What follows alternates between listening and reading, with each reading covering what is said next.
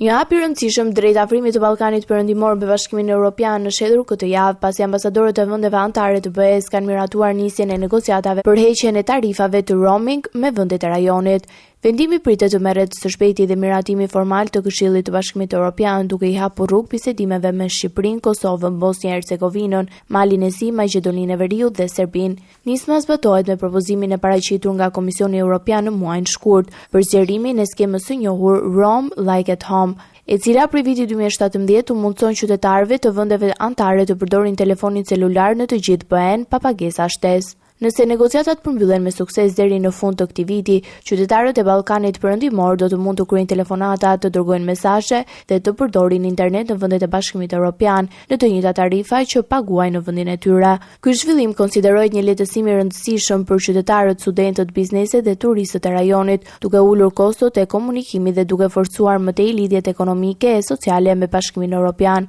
Heqja e roaming shihet gjithashtu si një tjetër hap konkret në procesin e integrimit evropian të vendeve të Ballkanit Perëndimor dhe në afrimin e tyre me standarde dhe politikat e Trekut të Përbashkët Evropian.